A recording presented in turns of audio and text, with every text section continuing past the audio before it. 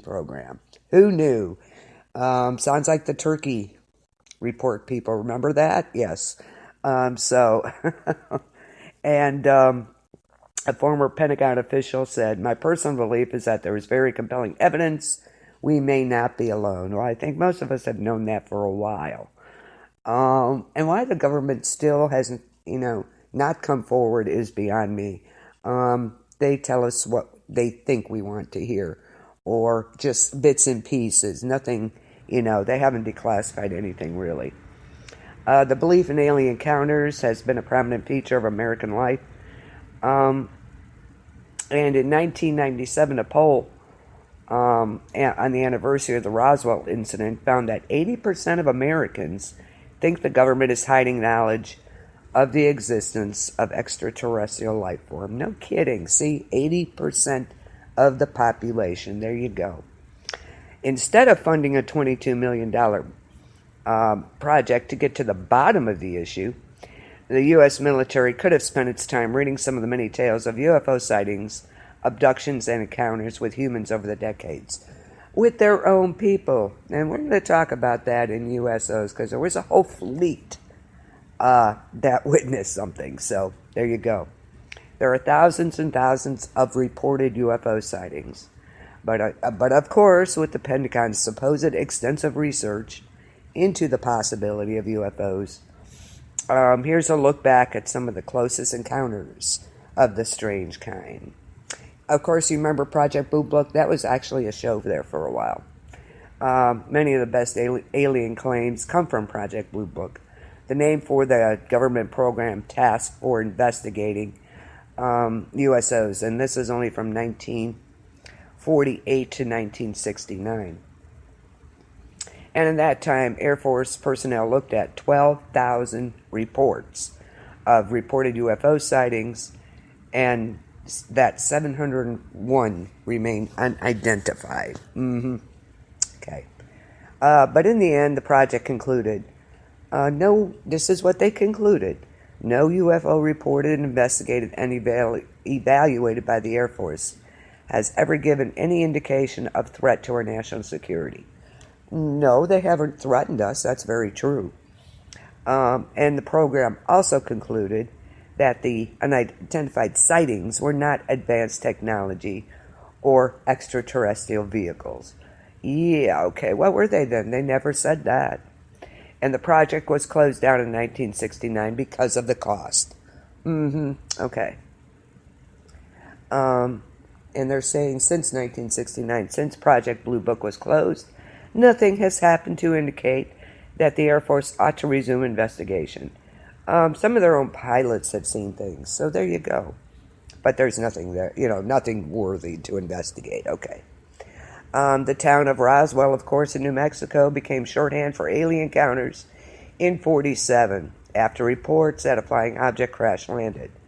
The Roswell Army Airfield initially said a flying disc had been recovered, but of course the second press release, of course, clarified this for us, that it was a weather balloon. Oh, bless their hearts, yeah.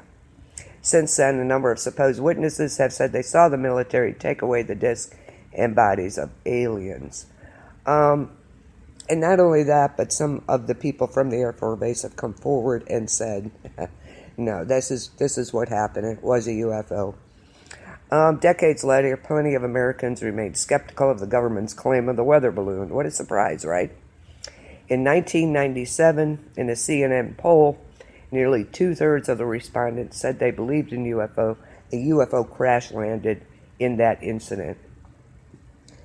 An Army Public Affairs officer, Walter Haut, said, "We had in our possession a flying saucer." So there you go.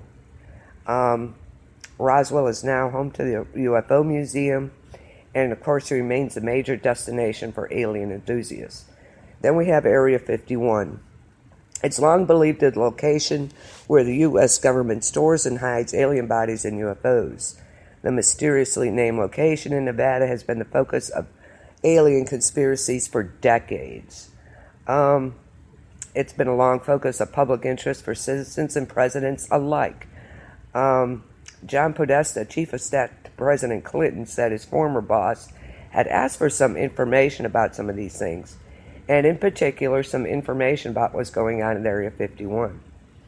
Whether he got that info or not, we don't know at this point. So, in 2013, the CIA supposedly declassified documents that officially acknowledged for the first time that Area 51 was a secret military site. No kidding. They declassified that. Gee, we've known that for years, right? But supposedly, rather than host flying saucers or alien life, Area 51 was used to test the U-2 and Oxcart aerial surveillance programs. This is according to the documents, of course. This is what they're telling us. The need for secrecy was to keep information from the Soviets. Rather than to cover up an alien encounter, they said. Okay. Yeah, that worked, I'm sure. In 2010, seven former U.S. Air Force personnel described their personal encounters with UFO sightings over nuclear weapons facilities and incidents in the 60s, 70s, and 80s. And we're going to get more into that with the USOs and possibly why. Three of the former Air Force officers said UFOs hovered over nuclear missile sites around Montana's Malmstrom Air Force Base in 1967, causing problems with the military base. Air Force Captain Robert Salas said one of his guards told him about a red glowing object about 30 feet in diameter hovering above the front gate of the facility. And just as I called my commander, our missiles began going into what's called a no-go condition or unlaunchable. Essentially, they were disabled while the object was still hovering over the site. Salas said he didn't personally witness USO, but Robert Hastings, an author and UFO researcher who organized the press conference, said the series of stories showed aliens had a particular interest in nuclear weapons. And we're going to get into this a little bit. And he said, I believe these gentlemen believe that this planet is being visited by beings from another world who, or for whatever reason, have taken an interest in the nuclear arms race, which began at the end of World War II. Okay, and of course the Phoenix Lights. That's real popular. We talked about that a couple of weeks ago. So we're going to get into why, are they hovering around nuclear bases.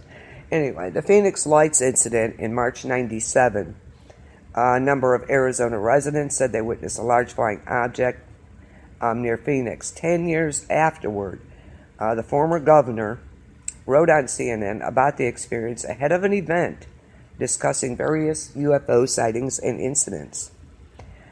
And this is a quote from him. I witnessed a massive delta-shaped craft silently navigate over Squaw Peak, a mountain range in Phoenix. It was truly breathtaking. I was absolutely stunned because I was turning to the west looking for the distant Phoenix Lights. To my astonishment, this apparition appeared. This dramatically large, very distinctive leading edge with some enormous lights was traveling through the sky. A former Air Force officer said it did not look like a man-made object, and he ruled out the Air Force assertion that it was high-altitude flares. Yeah, okay. Just like they said the Phoenix Lights were flares. Yeah, I don't think so. I was never happy with the Air Force's silly explanation. There you go. There might very well have been military flares in the sky that evening, but what I and hundreds of others saw had nothing to do with that. They may have been setting up flares to see what it was. So there you go. Symington thanked those who were speaking out about their encounters and called for the U.S. government to be more open about what really happened. We want the government to stop putting out stories that perpetuate the myth that UFOs can be explained away in down-to-earth conventional terms. Investigations need to be reopened, documents unsealed, and the idea of open dialogue can no longer be shunned. And so, those are just several of the,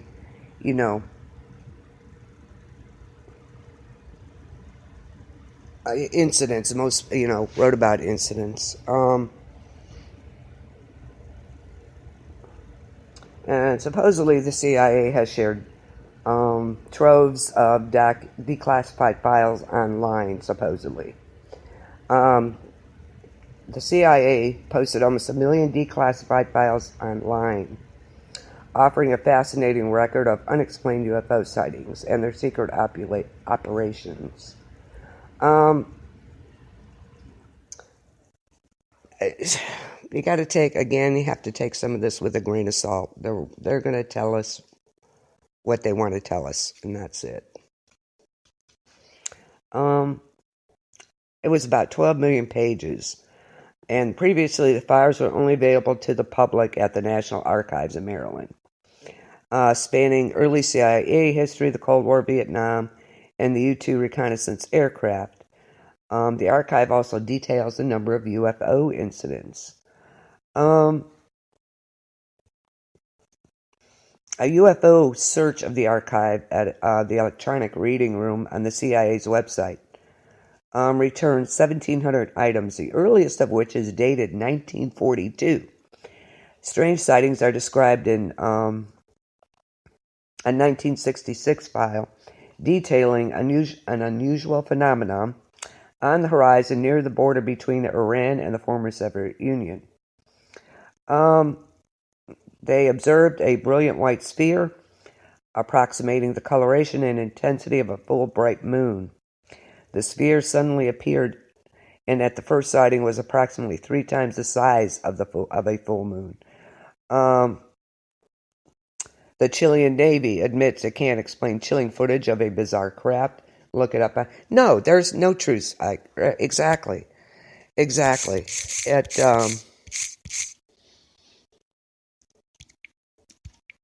We get the mumbo jumbo and the kind of lawyer speak in those documents that nobody can understand. So there you go. You got to read through all the BS before you can even get to anything. But yeah, no truth. There is no truth in that. Absolutely not. But the Chilean Navy admits it can't explain footage of a craft. 1953 document describes UFO sightings in Spain, Greece, Algeria, and then French, Morocco, detailing a number of incidents. The subject of the file is military, unconventional aircraft. This is supposedly not the first time the CIA has opened up the UFO files. According to this, last year the agency posted a smaller trove of once classified documents online. Some of these documents offer a rare insight into the CIA's clandestine operations, such as a confidential document titled Invisible Photography in Writing, Sympathetic Ink, etc. It describes a number of methods for producing invisible ink, like nobody knew that. Okay, we've known about invisible ink for how long? Come on. Now you're going to declassify that, please.